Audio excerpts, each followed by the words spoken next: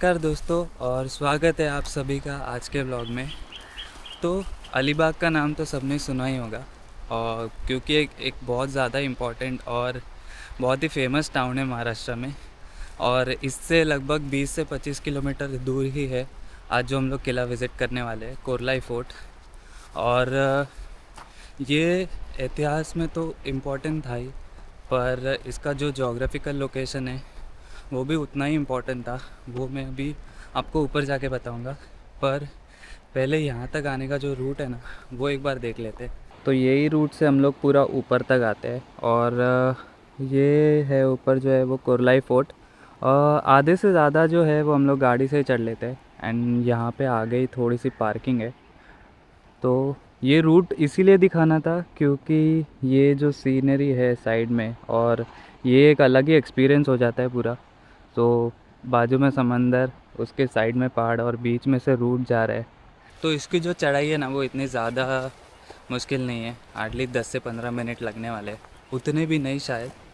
अभी मैं जो रूट से जा रहा हूँ वो यहाँ पे जो लाइट हाउस है उसके अंदर से भी एक रूट है, पर लाइट हाउस बंद है एंड 9 बजे के बाद खुलता है वो।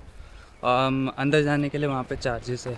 तो अगर आप लोग जल्दी आ रहे हो सो लिटरली उसके साइड से ही रूट है, सो वो पूरा ट्रेल दिखता है ऊपर जाने का एंड वहाँ से आप लोग 10 मिनट में ऊपर आराम से पहुँच सकते हो। तो आपको हार्डली 10 मिनट ऊपर चढ़ना है और ये जो है वो गेट से अंदर आना है। एंड अभी किले का जो मेन अवशेष और जो फोर्टिफिकेशन मेन ज़्यादा बची है ना वो गेट से अंदर आके राइट साइड में है। पर हम लोग जो है वो पहले जो लेफ़्ट एरिया है जो नीचे की तरफ जाता है थोड़ा, वो देख के आएंगे और फिर ऊपर की तरफ जाएंगे। तो ऑलमोस्ट 5 मिनट नीचे उतरना पड़ेगा। और पर यहाँ तक आने का ना रास्ता थोड़ा सा ख़राब है क्योंकि बहुत साल हो गए और सब दीवारें जो है वो टूट चुकी है, तो संभल के आना पड़ेगा। और अभी यहाँ से जो व्यू है एंड जोग्राफी के लिए क्यों इतना इम्पोर्टेंट था वो देखते हैं। तो अभी ये जो सामने स्पॉट दिख रहा है ना, ये पूरा एक कुंडलिका क्रीक, यानी जहाँ पर कुंडलिका नदी जो है वो अरब सागर से आकर मिलती है पूरा। अभी ये वही नदी है जो पूरा देवकुंड तक जाती है। एंड इतना मुझे अभी कंफर्म नहीं है कि कुंडलिका नदी का जो ओरिजिनेटिंग स्पॉट है वो देवकुंड ही है या नहीं। तो अगर किसी को पता होगा तो प्लीज़ कमेंट्स में लिख देना ताकि मुझे और बाकी लोगों को भी पता चले। तो जैसे मैंने कहा था कि ये किला एक बहुत ही इम्पॉर्टेंट जोग्राफिकल लोकेशन पे है, वो इसीलिए क्योंकि ये जो सामने दिख रहा है ना, तो ये है रेवदंडा किला। आगे हम लोग यहीं पे जाने वाले हैं इसके बाद। और यस, ये कुंडलिका क्रीक है एंड यहाँ पर है कोरलाई फोर्ट जो हम लोग है। तो ये दोनों काफ़ी स्ट्रेटेजिक लोकेशन है क्योंकि इसके आगे ही ना जो पहले एक बहुत बड़ा और बहुत इम्पोर्टेंट पोर्ट टाउन था चौल, वो है उधर। और कोई भी गुड शिप्स अगर आ रहे तो उनको नदी के रास्ते वहीं तक जाना पड़ता था। एंड ये दो फोर्ट्स जो है वो एक वॉच टावर के जैसे काम करते थे।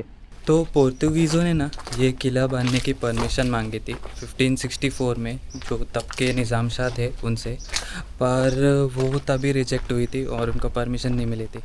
पर उसके बाद जो है जो बुरहान निज़ाम शाह थे उन्होंने ये कोरलाई फोर्ट बांधा।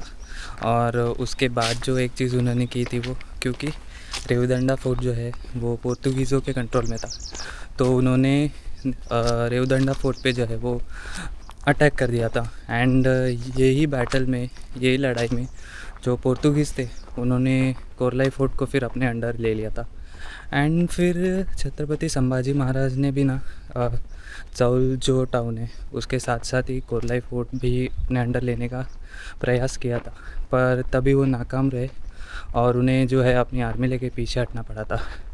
पर आखिर में जो है कोरलाई फोर्ट मराठों के अंडर आया था पेशवास के टाइम में 1740 में। और फिर बाकी किलों की तरह ना ये भी 1818 में ब्रिटिशर्स के हाथों लग गया। वैसे ये किला ना ऑलमोस्ट 7 पार्ट्स में डिवाइडेड है और जो हम लोग पूरा नीचे तक गए थे वो लास्ट पार्ट है।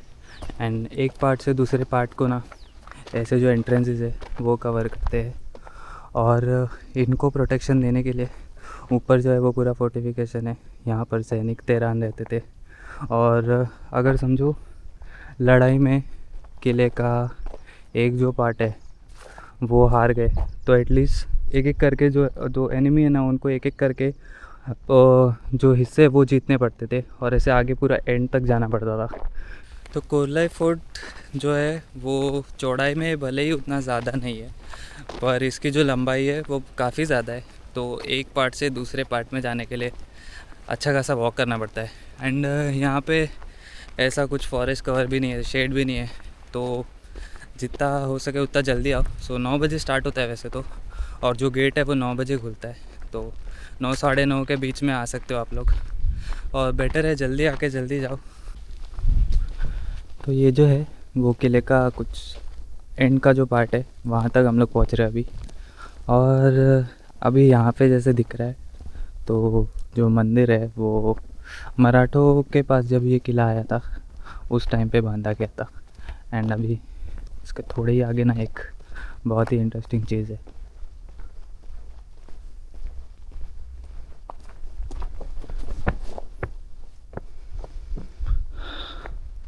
ये पूरा जो है वो पूरा वाटर टैंक है, और साल भर जो है इसका पानी पीने लायक रहता है। एंड तो चर्च से ना थोड़ा सा ही पीछे, जैसे आप लोग चर्च की तरफ एंटर करते हो ना, तो यहाँ पे ऊपर देखना, यहाँ पे जो है ना वो पोर्तुगीज़ का सील है, और उसके नीचे जो है पूरे पोर्तुगीज़ में जो है वो इंस्क्रिप्शंस है।